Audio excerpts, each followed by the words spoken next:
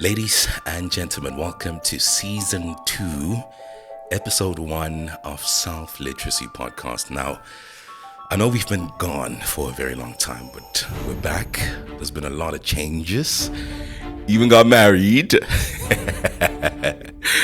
But that's a story for another day. I'm super excited to be back. I'm super excited to be in conversation with friends, with industry people, and really just delving into the intersections of faith, relationships, and self-development.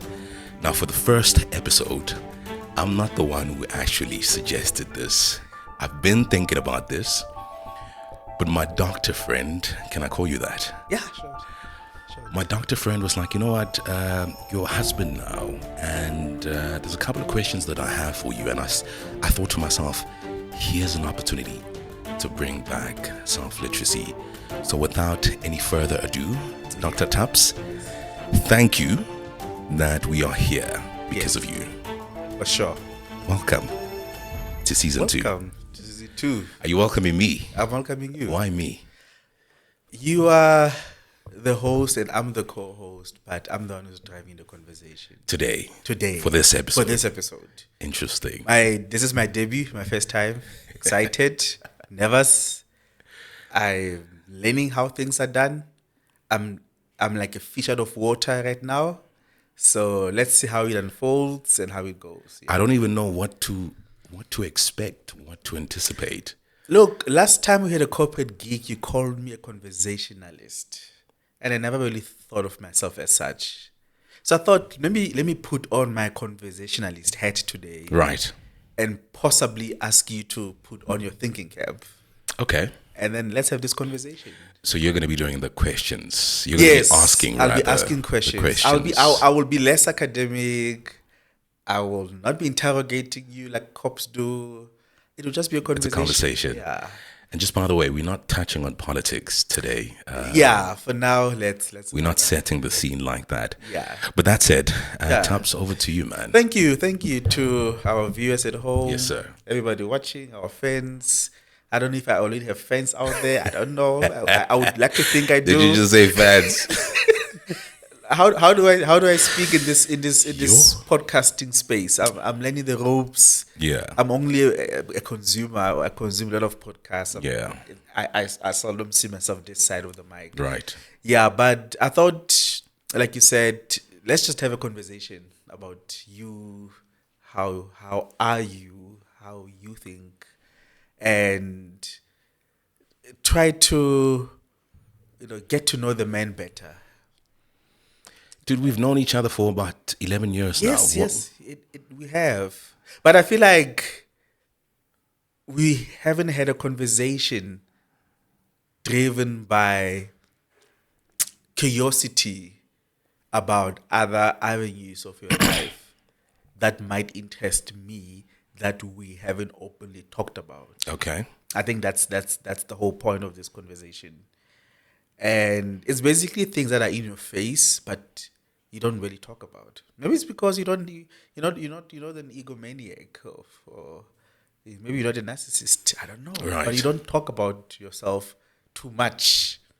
But I'm speaking from a point of view of someone who's observing you, your mannerisms, how you do things, and stuff like that. Right. And I'm like, that's quite interesting. Let me note that down. Let me note this down. I'm like, okay, maybe one day we'll have this podcast. Right. Yeah, this kind of podcast. Okay.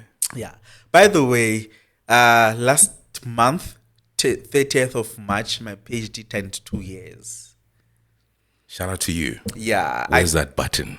Is it there? I don't know where it is. Okay. So I don't know if you know this. Oh, here it is. Oh, thank you so much. So I don't know if you know this, but when 2 years back, I planned to have a graduation party, and then in this graduation party, I planned to have 4 MCs. The main MC, and I was going to have thirds of Many more. Yeah, so you have 4 MC, the main MC will open the whole program and close it. And the other three MCs will MC mini programs that form part of the bigger program. So the first third was going to be a reflection of my life and speakers who literally lived with me or lived around the same time. How do I put it? People who were there from the get go, from primary to matric. Okay. That is going to be the first third. So you're going to have an MC. One of the MC would be someone who I grew up with, who understands that era quite well. Yeah. And the second third was going to be from first year to masters. And now we pick someone from that period who understand the period better to MC it. And the third one is going to be the PhD life. I thought, because I did it for 6 years, it's like a life on its own. So then we get someone who understands that period way better to MC the event. Right. But I couldn't do it and would have loved to do it in that fashion. But for the interest of this conversation, I know for a fact that I would have loved to have you at least in 1/3 of my life. Okay. When I was in high school. So the interesting thing about me being in high school was I used to have this diary where I have questions. I call it 21 questions. Obviously, I was inspired by 50 Cent song, 21 questions. But then these 21 questions were not in the 50 Cent context. They're in my context, where I ask people trivial questions. This was before podcast. I remember I have this one friend. We're still friends to this day. I sat across the table, invisible table, and I've asked her all these 21 questions. So because you're not in my life, then I want us to speak in hindsight and pretend that this is 2004, and then I'm sitting across the table with you, this on the other side, me this side, and then I'm asking you those 21 questions. But the difference is, I'm not going to ask you all the 21 questions, but I'm only going to ask half of them. And I've sort of given them that 2025 feel, so they don't look trivial and banal and boring, you see. Because otherwise you'll be bored. I mean, what's your favorite color? Do you want to answer that? I get It's an you. important question to ask, though, but you do get it. So, I've written So we're some of doing them. 21 questions right now. Yeah, so I've jotted down some of them on my phone. Interesting. Hey. Yeah. So the first part now, it's hindsight. The second part will be foresight. So now you're on the hindsight, you're going back. So now, the first question I want to ask you in getting to know this Taban. My childhood smells like freshly baked home cookies, like home cookies that are freshly baked. It tastes like Oros on ice. How does your childhood taste like? How does it smell like? It's a beautiful question. Yeah, how does your childhood smell like? It smells like dumpling. In Bloemfontein, Basotho Bari, Botebelekwane. Yeah. Or Botebelengwane. Kabelekwa. Or whatever that is. Basotho. Batswana Bare Dombi. Yes. The English say dumpling. Yeah. It smells like that. It smells like, you know, the bottom part of it's up here, papa. Yeah. It's cock. Baubita bukoko. Yeah. Yes. So my grandmother, obviously after papa and efedile, Yeah. what she would do is she would actually put the pot on the stove, right? And it would gather heat. Yeah. And then she'd pour milk into the pot. Taps. My Yay. goodness. Yay. Yay. Yay. Beautiful. It smells like cookies. My aunt, who's in Pretoria, Shout out, auntie. she used to love baking, and so she would bake for us.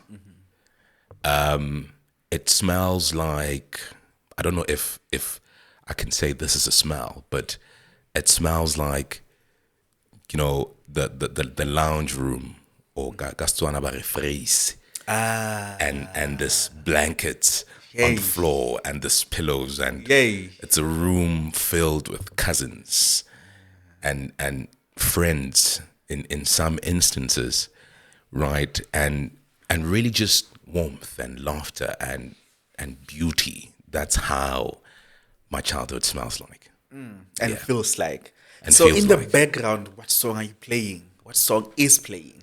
Music is not that big of a thing for me, How so? because we would find meaning in each other. We would find belonging in each other as family members, as cousins, as friends. I think music became a thing as I grew older. Yeah. But in my childhood, music is not that big of a thing. Yeah. I think if we are gonna talk about music, then I'd say Difela. And Because the grandmother is there. 100%. Okay. Who else is there? Who's redefining your childhood in a happy way? It's my cousins. In that picture. It's my cousins. Who is your cousin? So I must mention all of them. If you can. No, man, it's they too much to mention. But Okay. it's cousins, it's friends, it's my grandmother, it's my aunt, my mom is there. What else is there? Yeah, those are the people in the background. Yeah. Okay. So is it your maternal grandmother or your paternal grandmother? It's maternal. Your maternal Yeah. grandmother. Okay. We'll get to why I'm asking you this question later. Right. Yeah, because I'm thinking when we get to the other part, it's more of a reflection also Okay. of the podcast that you did with your wife that I watched. And Shout out to Nosi, just by shout the way. out to Nosi. And I was not, you always say I'm too much of an academic, even when it's not necessary to be. Yeah. I'm too critical. So Just be to cognizant of Nosi- your mic, nah? Yes. Is it? You Okay. pulling away from it. So to Nosi, I'm not going to be too critical on you in terms of, hey, you should have asked her this question or not. I'm just adding up on top of Got you. what you spoke about. Yeah, but yeah. we'll get to that. We'll get to that. So because you are with your granny, you're with your cousins, your childhood feels like phrase. There's that smell, it's a phrase, like you as you put it. It smells like bokoko. It smells like it feels like there's this love, this euphoria going on in your mind. I remember we speaking in hindsight. So what so what are you eating apart from bokoko per se? What else are you eating? Which dish would you say it hits home for you? Yeah. It because I'm starting to imagine how the picture you've painted so well about your childhood, what was happening, things that were happening, and if there's no music in the background, there has to be food on the table. Yeah. So what are you eating? Nothing fancy, Yeah. but really wholesome food. And I say that to say, when you tasted the food, like you could feel the love, you could taste the love. So it was a lot of pap, it was a lot of samp, a lot of rice, dumpling. Yeah. You know, we'd eat a lot of chicken, Yeah. sometimes bones. Yeah. My late grandmother loved watermelon. Yes. That's why till today I love it. Yeah. So was a lot of that. Was a lot of bread. Yeah. But you see the bread that's just freshly baked. It's about 5 rand or maybe 3 rand Yes, even. I remember that. Right. Yeah. And at the time we didn't have slices at the shops. So you would actually use the knife Yes. to cut the bread, to slice the bread. Yeah. So it was that with butter, you know, with tea. But it's di tlhatlhego. That's what the Tswana people say. Di tlhatlhego. We would have a lot of mutoho, soft porridge, right? Sometimes it was the white one, sometimes it was wamabele. Yeah. The big thing was pap and milk, papa Yes. mash. To most of us. Yes. To most of us. I know my family used to, I don't know if it's still a thing now, Yeah. but Papen Ngomas was a thing for most of them. It never was for me. I never liked it. Even till today, I don't like it. But in a nutshell, that was sort of like the meals rather. You know, you'd have your chicken stew, your beef stew. You know, my grandmother would make do with whatever was in the kitchen. Yeah. She was not a rich human being. Yeah. But with whatever she had, like it was a production in the kitchen. She would make amazing meals from the little stuff. Yeah. All right. So, in the midst of that, Yeah. childhood, how you grew up, how it looks like, how it feels like, you could almost use all different kinds of senses: the Yeah. taste, the smell, the sight, the hearing, what have you. On the 17th of March 2015, he wrote an article titled "Piercing My Earlobe Changed My life in an Instant." If you remember, I don't know if you My remember, goodness. but before you wrote an article, you came to me and then you asked me a question or a couple of questions. I'm saying this because that was also the time I wrote my very first article as a journalist. Sylvia Vollenhoven trained us. We had one master class at the fish tank, Yes. SRC building at UFS. And With that the American lady as well. What's her name? Professor Mary Kate Mary, Blakely. Mary Kay. Yeah. But what was so important about that masterclass is the fact that it taught most of us how to write as journalists. Right. It taught me how to write as journalists. It gave me the confidence to write as such. Because I remember when I got my article was first published, I felt bare. I felt like somebody stripped all the fabric on my body bare, because I was always living in my head, way too shy to express how I feel, express myself. But at the same time, I wanted the world to get to know me. But I thought the world should rather come to me than me going out there and say, "Hey, I'm so and so." So it was such a very vulnerable space for all of us, or at least for me. And I would assume for you too, because you said you asked me questions about how do you want to approach the article, and that Sylvia and Zubaida Jaffa told us, just speak your story, speak your mind. So in this childhood, where does this story fit in? The piercing of your earlobe. It's in high school. Where was it? Where did you So do your high school? so this is in Bloemfontein, Okay. Naval Sech High Neville School. Sech, yeah, I see Neville Sech. It's I'm transitioning now because I was in primary, Okay. and there was a lot of confinement. There was a lot of red tape, Yeah. and you were not exposed to a lot of stuff. And then you get to high school and you see all these things that you've never seen ever, Before, yeah. right? And so I think like a pop, Like every I got forward. Yeah, it's every other kid out there. you adolescence, Yeah. or should I say adolescence, however you pronounce it, really. Dolly. But yeah, Yeah. you know, teenage king, peer pressure. Peer pressure. Yeah, you see a lot of these things. Yeah. And because of the exposure, I thought to myself, I want to be cool as well. I want to be seen. And so I started piercing my earlobes. But what was different with this is that I would actually use the actual earring to pierce my ears. And it was a recurring thing because I'd pierce myself and then the hole would close because it was not done in a professional way, right? It would close, and so I'd pierce myself, it would close, I'd pierce myself, etc. And I think in me doing all of that, there was an infection that formed.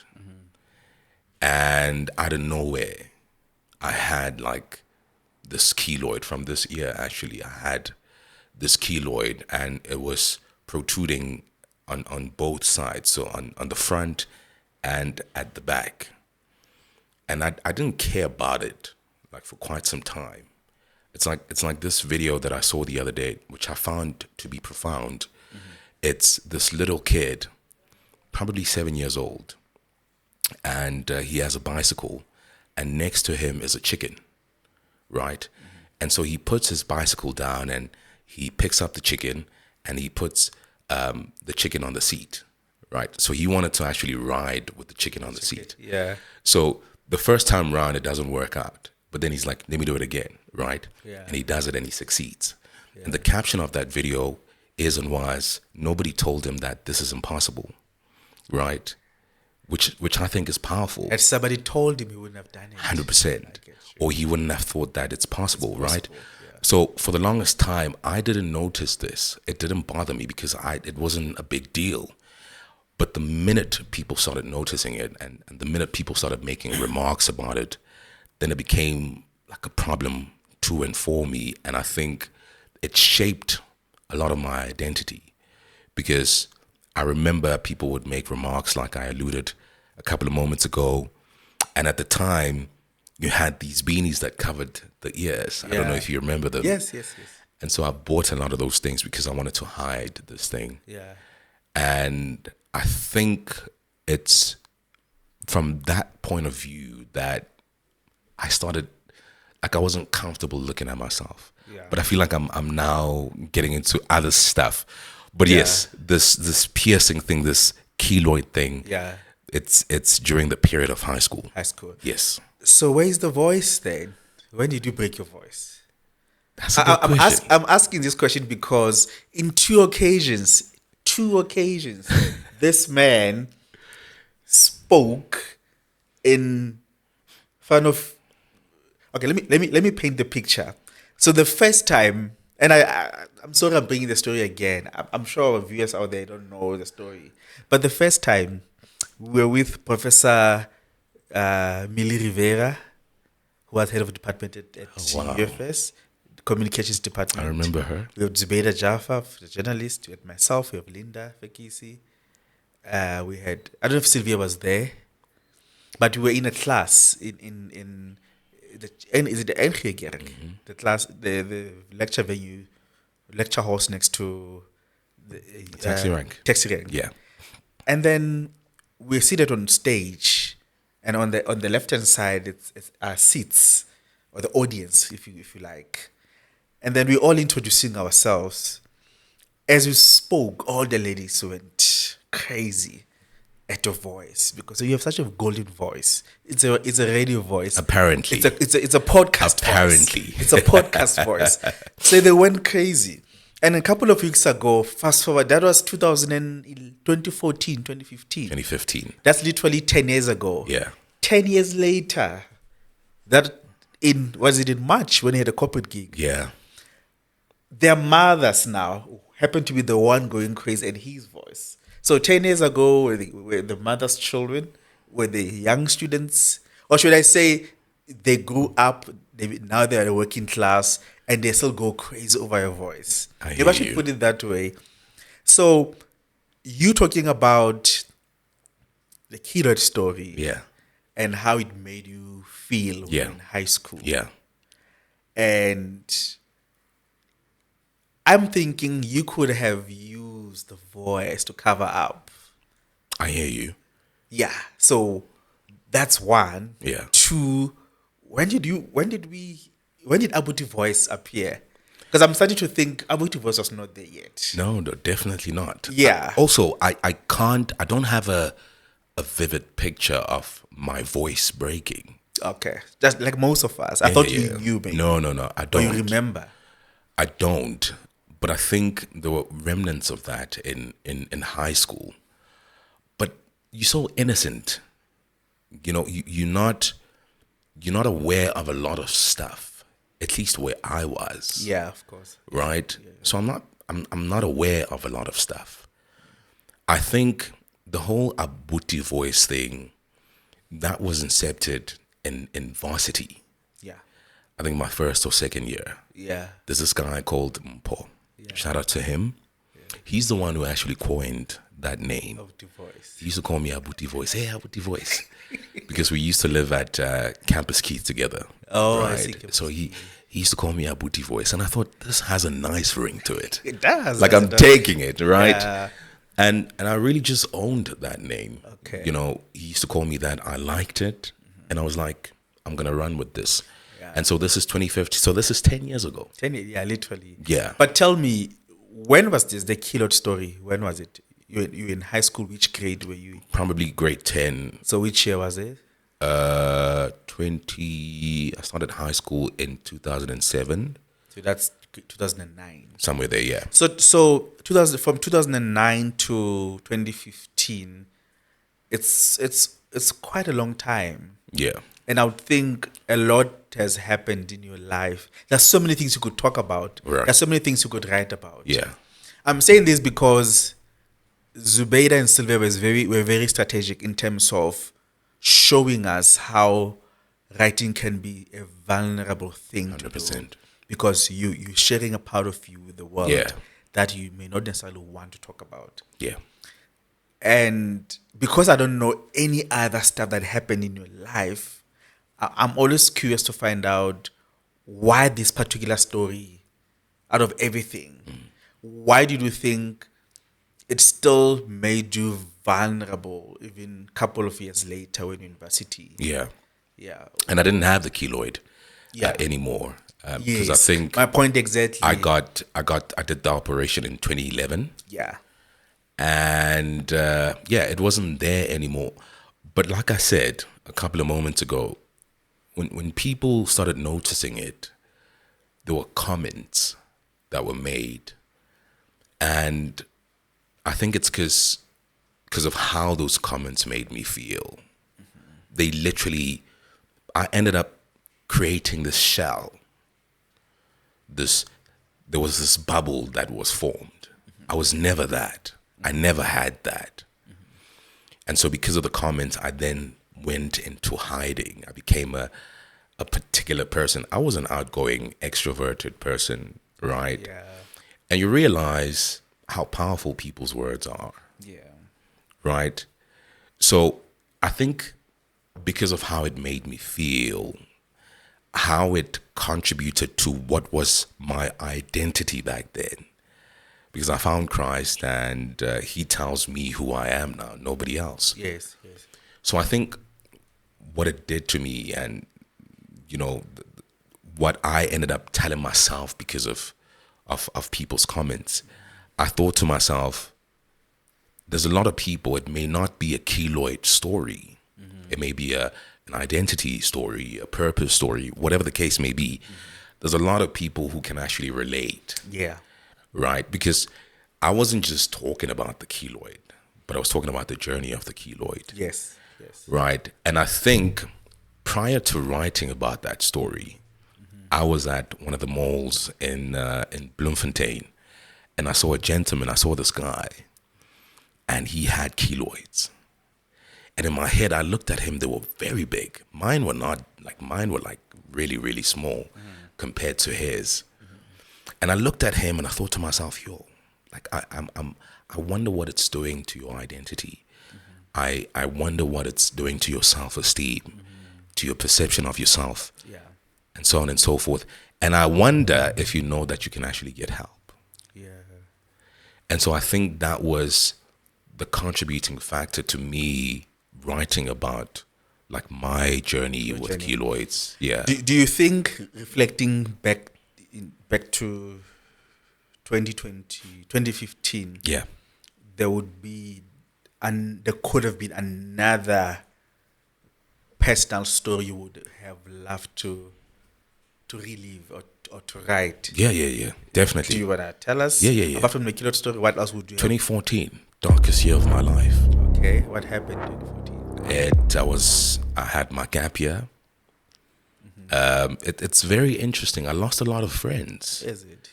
Yeah, I didn't have friends in 2014. I went from being the life of the party, the guy who knew everybody, the guy who everybody knew, Yeah. the guy who everyone would want to hang out with, Yeah. to having nobody. And the chat in my head was that I'm in the season of having a gap year. I'm not getting an allowance. I don't have money. I'm nobody. I'm nothing. I don't have anything. And so nobody wants to hang out with somebody who has nothing. You know what I mean? Was fighting a lot in 2014. I was in a lot of disagreements with my mom. In fact, I ended up moving out and I lived with my cousin's sister. She was pregnant at the time, so it was a joy because I ended up taking care of her. But even with that, like just me and her, like a lot of the things that happened, sometimes when we reflect, we cry because it's like, whoa, like you and I have been like through a lot together. You know what I mean? So I was fighting a lot. I remember I was what do you call this? I was smoking ganja that year. But also it's the year that I encountered Christ. Interesting. Yeah. In Genesis, we read about Genesis 32, that is from verse 26 up until 28. We read about Jacob, right, who wrestles with God. Yeah. Right. And he says to God, I'm not going to let you go until you bless me. So I always tell people I had a Jacob moment where it was like Jacob said, I'm not gonna let you go until you bless me. But I feel as though God was saying, I'm not gonna let you go until you come to me. Yeah. And I remember for weeks on end, there was a guy called Lucky who was inviting me to church. For the longest time, I kept on having an excuse. Yeah. And I promise you, after that encounter, I went to his home. It was a Sunday morning. And I said to him, yo, I want to go to church. And he looked at me like in so much disbelief. And he was like, are you serious? I'm like, yeah, I want to go to church. And so I went to church. And that was the start of my life, really. Yeah. Yeah. Funny enough, I have a question here that says, which Bible character best describes your life at the moment? Because then you're talking about your Jacob moment. Yeah. So I would say you were Jacob. That would have been 2014 would have been Jacob would have better described your situation as a character in the Bible than 2014. Wouldn't you agree? So Sure. yeah, as we speak, which character best describes your moment in your life today, or your life at this moment? When I reflect, it would have to be Nehemiah. Okay, why Nehemiah? So if you read the book of Nehemiah, one of his notable characters is and was his total dependence on God. Like he depended on God for literally every single thing. So he was, I don't want to get into that, but it would be Nehemiah, because when I look at my life, I don't know how I have everything that I have. Yeah, but it can only be God. 100%. Yeah, it's how things happen, how things fall into place. 100%. They fall into place effortlessly. 100%. And that's how you know there's a force behind Definitely things happening like this. I was telling a friend of mine. They're not just happening. 100%. Sorry for that. I was telling a friend of mine the other day, I was like, I'm married right now. Yeah. I don't know what I'm doing. I don't. Yeah. And you guys call me and say, hey, how's marriage life, etc. Yeah. I'm like, you need to understand that marriage is a covenant from God. Yes.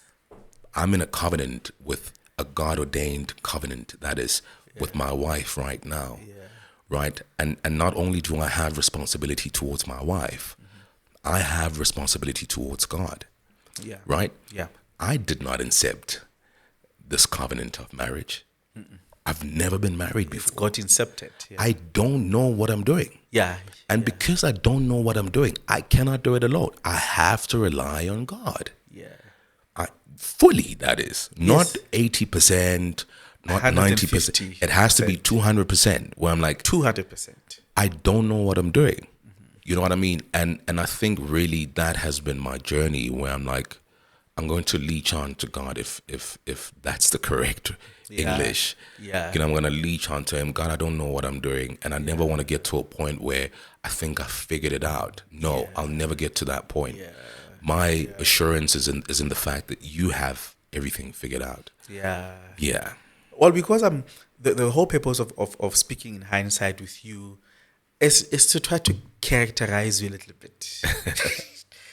You're the voice of Kaya, and you are arguably a famous person. You like saying that. I don't know You are if the I'm voice up of to Kaya. Every single Kaya listener would attest to that. Okay. So, which car would you say best describes your wife's personality? A Mercedes. Whoa. Okay. I don't have to think I about didn't. that. I didn't have to because I wanted to give you an anecdote before I could allow you to say. You can bring it up, but I don't have to think about it. Okay, let's rather pack it. Yeah. See what I did there. But why Mercedes? Simple, elegant, classy. That's my wife. Okay. So I had a friend who.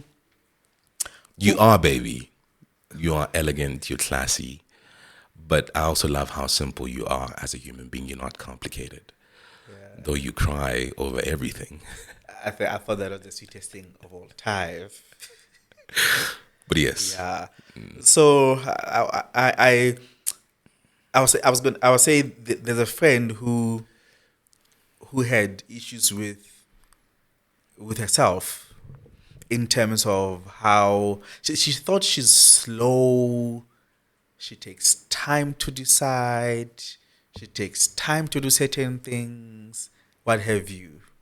And then I once said to her, listen, what's your favorite car? And then she said, a Mercedes. And I said, there are different kinds of Mercedes within the same brand. There's a Mercedes-Benz S500, and then there's Mercedes-Benz G63. One is a V12 engine, the fastest one. Another one is built for comfort. It's not the fastest, but it's built for comfort. Right. It's not in a hurry to get anywhere faster. Right. It is built for enjoyment of every moment on the road. So I think that's the anecdote that is going to lead you into understanding exactly where I'm going with this question. Yeah. But you got it spot on. Anyway, so the last question on me characterizing you would be, we spoke about the Bible character, spoke about the car. The last one, we have a few more questions to ask you on the 21 questions. Remember, we're still there. So the third question on me, or on your characterization rather, is which animal best describes your personality? What do you think? I don't have your wife's number. Should we call her now? No. And ask her? I want you to tell me. I don't know. Funny enough, you've known me longer than my wife. Look, I'm the conversationalist. Yeah. I'm not. I would rather lead you to I the hear answer you, but than you. look, I know the me answer to telling that. you. I don't know. Do you? Okay. I see 3 of the big 5 Okay. in A you. Lion. Which one? An elephant. Okay. 2 rather. A lion and an elephant. And then I also see a polar bear. Okay. That's interesting. Yeah, a polar bear, it is the sweetest. Okay. But very arrogant. Okay. If you push it against the wall for too long. Right. Yeah. Okay. So it has both extremes. And it can be in a moment in both extremes. Right. Very well. Yeah. It can be very happy, very chill, very calm, very content. And it can be very aggressive. Yeah. And it can stay in that aggressive moment for longer. Yeah. Yeah. Does that cut it? That's interesting. Yeah. Let's talk about the elephant. The elephant is the actual king of the jungle, if I may put it that way. Okay. Because it is very kind, one. It is very intelligent, does not forget. And it's social. it thrives amongst its own people. Right. Yeah. Okay. Yeah. And it has no point to prove to anyone. Interesting. And it's witty. Have you seen how witty elephants are? You think I'm witty? Do you think you're witty? Let's talk about the lion. Come on. That one it's a no-brainer.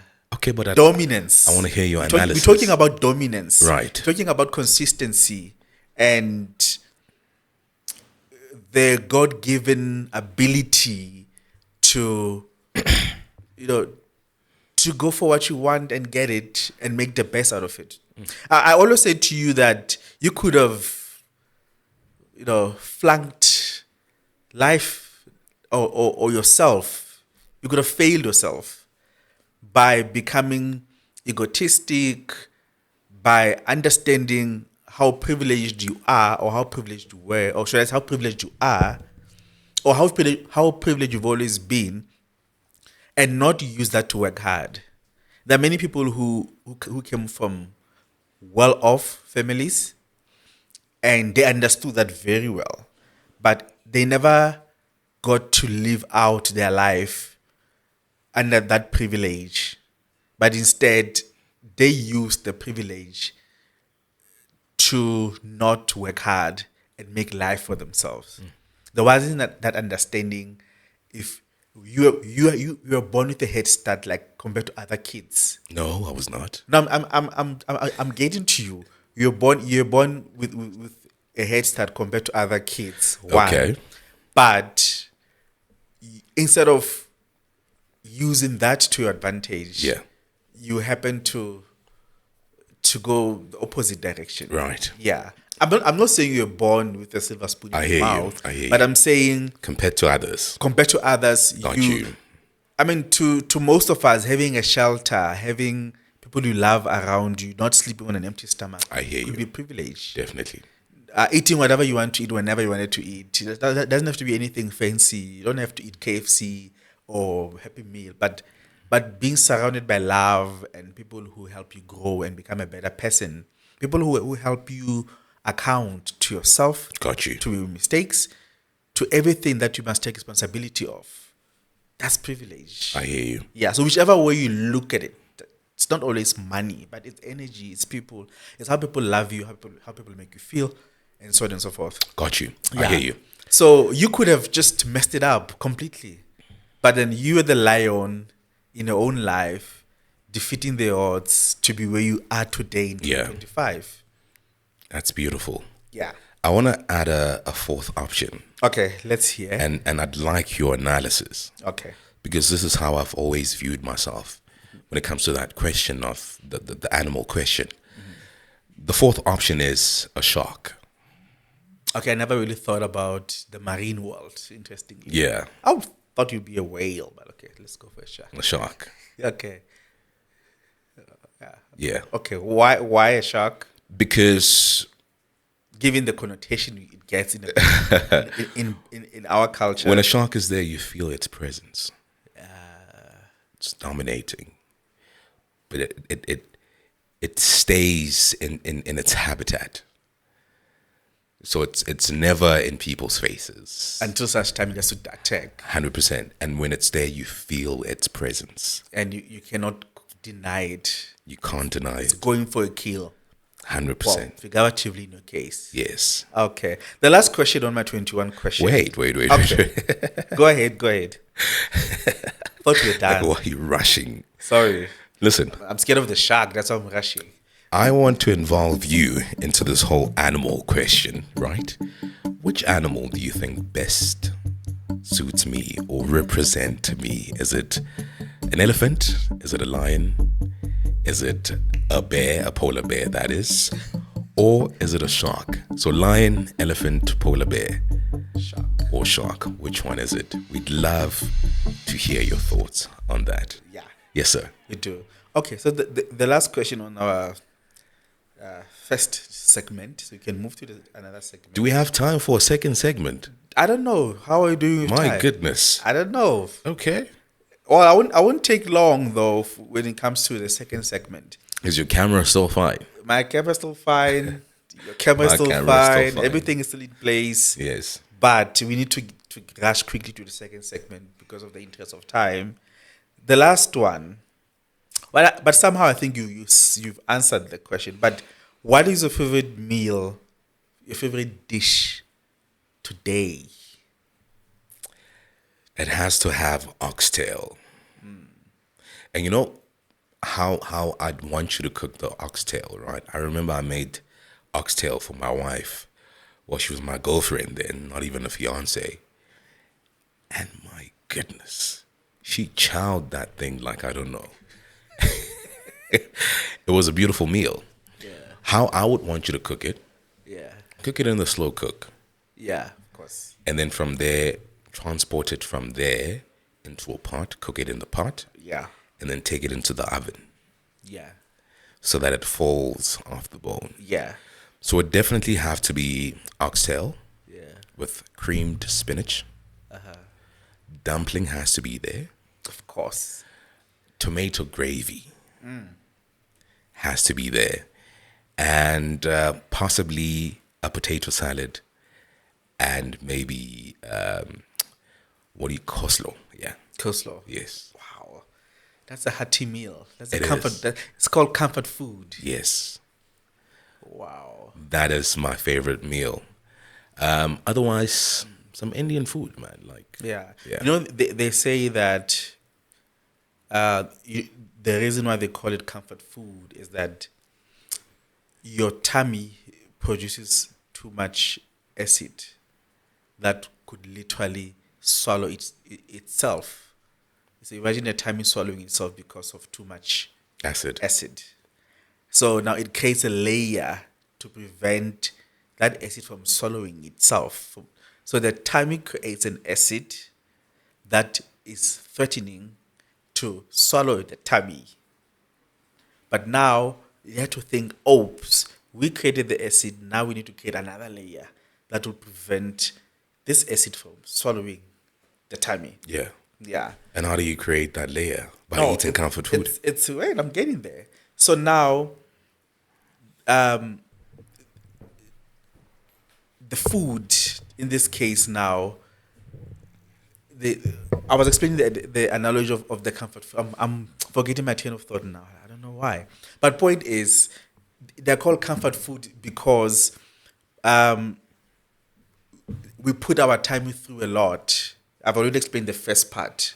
The second part is all the emotions, how you feel, especially when you are not in a good space. They go to your tummy. So you can imagine what kind of work your tummy has to keep up with all the time, especially when you're not okay emotionally and when you are not doing what you need to do to protect your tummy from Right. swallowing itself. Okay. Yeah. So FYI. having food adds to that. FYI. It makes your tummy feel happy. It's like eating is connected to emotions. When you are grumpy, chances are you are hungry, and once you've eaten, you feel you happen to be in a good mood again. So there's a relationship between food and the emotions and the psychology. Oh, I'm a foodie myself. So the last part. So from the interview I watched, the podcast I watched. Right. Very interesting episode. First time seeing your wife virtually. Yeah. I've only seen her photo. First time hearing how she speaks and how you guys love each other. You're engrossed in one another throughout the episode, and that was very special. And I kept on thinking, there's a song by Hova by Jay-Z And there's a word for that. that I want you to sing every day of your life. There's a word for that. Which That word? describes what you just said. Okay, what did I say? I'm going to actually go to Google. Okay, you're gonna Google it. Yes. Okay, And I'm going to say, and I'm going to play it on. you're gonna play the word. You're gonna Yes. play out the word. I'm going to play out the word, yes, so you can actually hear the word. It's a Okay. beautiful word. Okay. And Is it serendipity? no, sir. Okay, what is it then? Imagine. Serendipity is a good word, and I would think it's one of the themes that covers how you guys met. That covers your life, your love story. I hear Because you. none of you knew you were gonna meet each other, and that's what you said. There it is. Besotted. What? Besotted. Besotted. Yeah, you are sorted. Besotted. Yeah, I get you, but So completely in love with someone yeah, or something and always thinking of them. yeah. Yes. That's what I'm saying. You are sorted. Yes. Yeah. Yes. Okay, so speaking of being besotted, Yes, sir. there are a couple of themes that I picked up from the interview. And because of time, I'm only going to allow us to discuss only one. Okay. And we're discussing it in closing. Okay. So this I will give everything. I will hand. I'm now after this. I'm handing everything over to you. You will close for us. Okay. So you had partnership. You had marriage, of course. So these are the themes. themes that I Yeah. I picked up. You had divorce because your wife spoke about 100%. divorce, and you spoke about how you breaking that generational curse. Yeah. You are tapping into your generational strength for longevity and success of your marriage. Romance, we've spoke about this, and that was also a very beautiful part that I enjoyed in your love story. Yeah. Yeah, that was very special.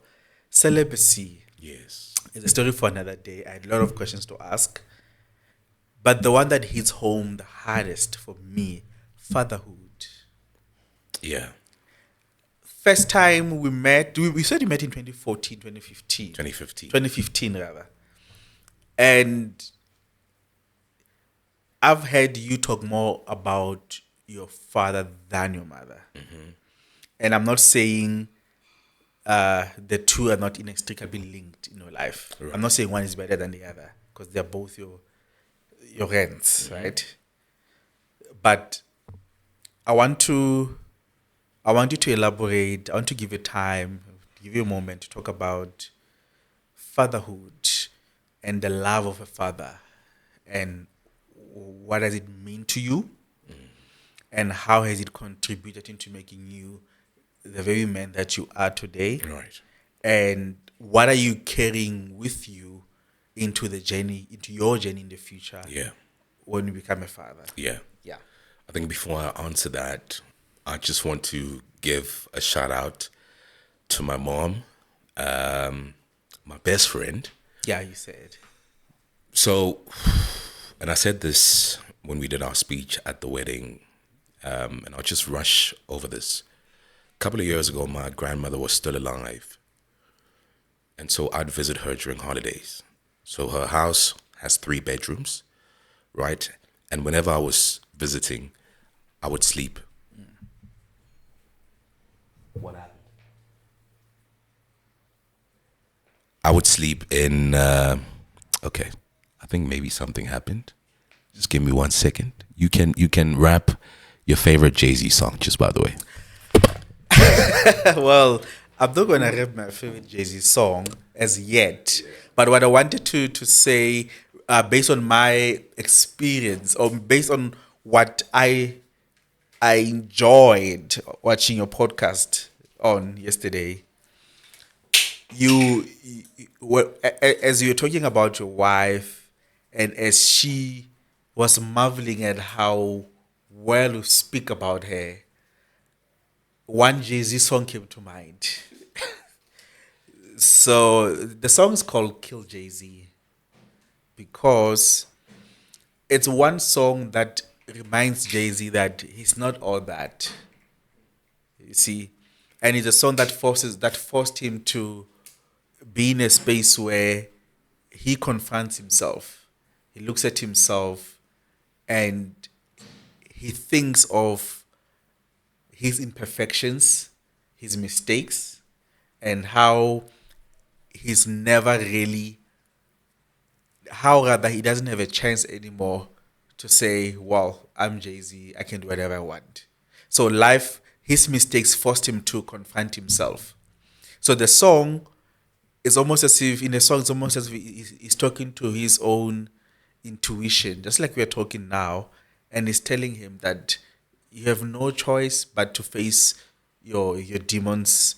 You have no choice but to look yourself in the eye and try to be a better person. And for you to be a better person, you need to do the work. You need to do the share the work, because you using your ego today is not going to work for you anymore. This particular situation does not allow you, does not need you and your ego to work and to thrive, but it needs you to do the share the work. So before he released the album, you had Eric Benet. I'm sure you know Eric Benet, who Eric Benet is.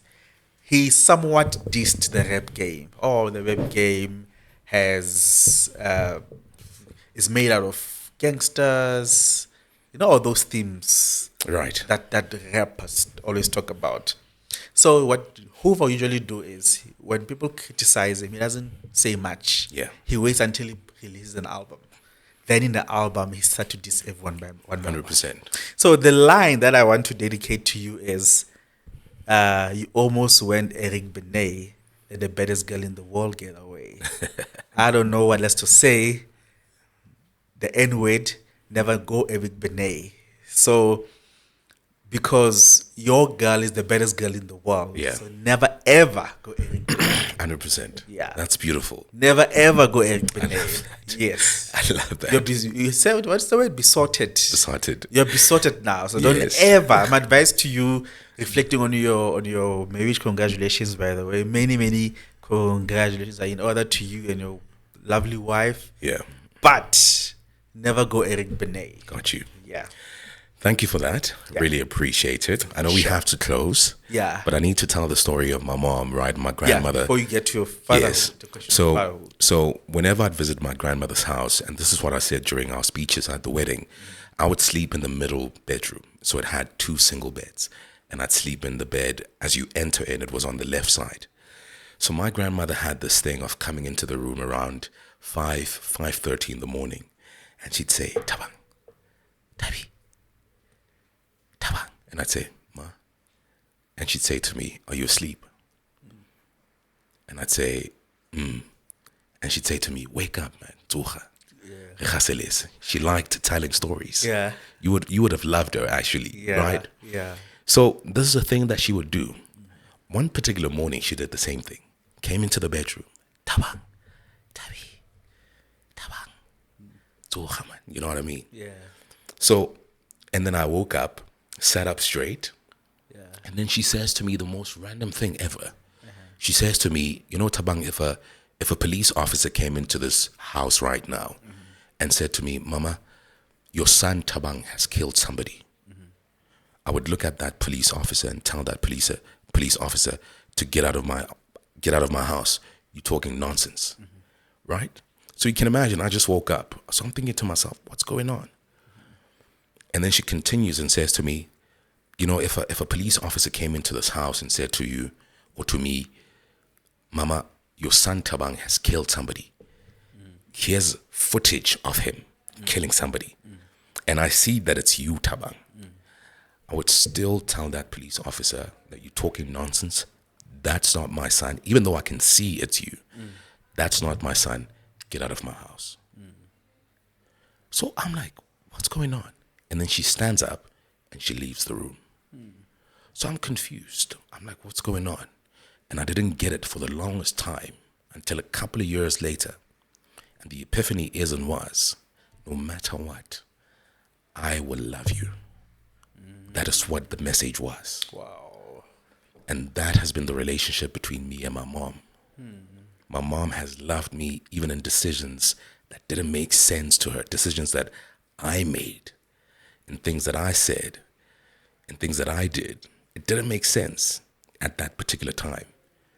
But she loved me. She never questioned anything. Even when she had to fork out money because of decisions that I had made. I'll talk about the story one day where I failed twice in high school. I don't know if you know this. No, We've never spoken about this, you and I. Yeah. And what her love did for me, and why love is so important. I always say that we operate at our best when we do what we love, when we love what we do, and when we're surrounded by love. Yeah. In fact, we operate at our highest, not our best. Yeah. And that's been the relationship with my mom. You know what I mean? So for that, Mom, I say thank you. My camera has stopped. There's a red button there, Taps. I don't know if you see it. This one. Somewhere that probably. This one. Yes. Should I? Yes. What does it say there? They stopped automatically. Just press it again. Yeah, that's fine. There you go. So shout out to my mom, because her love has really made me conquer a lot of stuff. Yeah. Now in closing, we don't have time. Cameras are switching off, etc. Fatherhood. You asked me about fatherhood. What has my relationship with my dad taught me? My dad challenged me. I've never stayed with my dad. And I said this. Do you remember? Even at the wedding, I said this. I stayed with my dad at the age of 26. Yeah. Imagine. I remember that. When I had moved to Johannesburg. Yeah. Right? Yeah. I transitioned from living by myself in Bloem to living with him. Never stayed with him. That man challenged every being or everything, every fiber of my being. Mentally, emotionally, spiritually, physically, you name it. He challenged me. And at the time, I thought to myself, yo, this guy hates me. But people who love you, Tubbs, right? Or people who don't love you, don't care about you. And we don't talk much about this. If I don't love you, I'm not going to comment on anything that you do in your life. Even if I see you wasting your life, I'm not going to say anything. And if that's the posture, it means I don't love you. And I always say life is lived forward, but is understood backward, right? It's only in hindsight, because we're talking about hindsight and foresight, insight even, right? Yeah. It's only in the hindsight that you realize that, hey, man, this person actually had or has my best interests at heart. Yeah. Right? So I think it was really that season I needed in my life, because I didn't have that picture of mom and dad under one roof growing up. Like most of us. 100%. Yeah. So I think for all these things that are coming my way, God was really intentional to say, I'm going to put you through this season of your life where you're going to encounter this person that is your dad. And he's going to challenge you. And he's going to challenge every fiber of your being. And it's going to be difficult. But remember, difficult doesn't mean now I have a terrible life. Difficult doesn't mean now I should hate my life or anything like that. And I think for a lot of us, that's the thinking. That's the attitude, right? And so we need to reframe a lot of stuff. And so in that season, I got to see my dad in moments of highness, for lack of a better word, in moments of lowness. And I got to go through a lot of stuff with him. And I saw him pick himself up. I saw himself bounce back. And it's in that season, even till today, where I learned so much about money. I mean, I do my dad's invoices, right? I learned so much about relationships. You were talking about elephants and how they are societal creatures, etc., right? He taught me a lot about relationships. Right, we often hear the cliche saying that your net worth is your network, and we think, oh my goodness, I've heard this so many times, it's boring. Social blah, blah, capital. Blah. 100%. Social capital, that's a beautiful word. We talk about that in business school as well. He taught me social capital. He taught me love God, have a relationship. So there's a lot of stuff that he taught me, and I think in that season I got exposure. I got access to a lot of stuff that I didn't have access to a lot of things that I didn't have exposure to, right? We were talking earlier on with Zama, talking about a couple of years ago, I never pictured me getting married. And it's because of seasons like that where a lot of things are reframed in your mind, and you get to see a lot of things differently, and you're like, even in those seasons, you're like, I don't want to do this. I don't want to be like that. And I really think that was such a pivotal season in my life, living with my dad, that is. And even, subsequent to me leaving the house, just building a relationship with him, I got to really get out of myself, because I was used to life in such a way. And here comes a person who who lives life like this, and you've never lived life like this, you've never experienced life like this, and so you gradually get out of yourself. You get out of your comfort zone, and you learn so many things, and so I think from him I've learned to make room for so many things. I've learned that a man protects, a man provides, and though sometimes he doesn't know, and I think it's a lot of the people in that generation, they don't know how to express love, right? I've made it a point to and for myself to constantly say, "Yo, I love you." You know what I mean? I don't know as you say. He'll say it whenever he's feeling some type of way, and I'm like, I get it. Yeah. You know what I mean? So I think he's taught me to make room, to make space. Yeah. He's taught me that, like I said, a man provides, a man protects, a man holds space for his wife, and sometimes you won't get it right. But you constantly just need to show up. You constantly need to show up, and you need to be a tough person because the world is tough, But that also, I think what I've learned, that yes, the world is tough, but I've also learned that because the world is tough, you don't have to be like this tough human being. That so many things can actually coexist. Yeah. That you can be a man of value and still be kind. Yeah. You know what I mean? Yeah. You can love poetry and be goofy and love cooking. Oh, well, I'm the grandfather of modern poetry. 100%, and still be a strong man. Yeah, a lot of these things Yeah. can actually coexist. Yeah. And I think these were some of the lessons like I learned from that season. Some taught, some caught, because some things you get taught, right? Some things you catch. So I can catch by being around you to say, okay, I was around Tabs, this is what I like, or the certain things Tapelo does, I don't necessarily agree with them, and you're like, no, I don't want to be like that.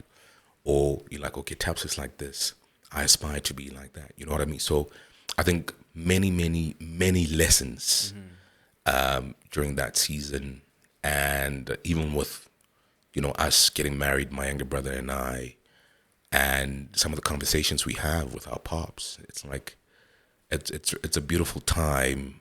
Unfortunately, we don't have time to break down everything. Yeah. But I think, in essence, I've learned to show up. Yeah.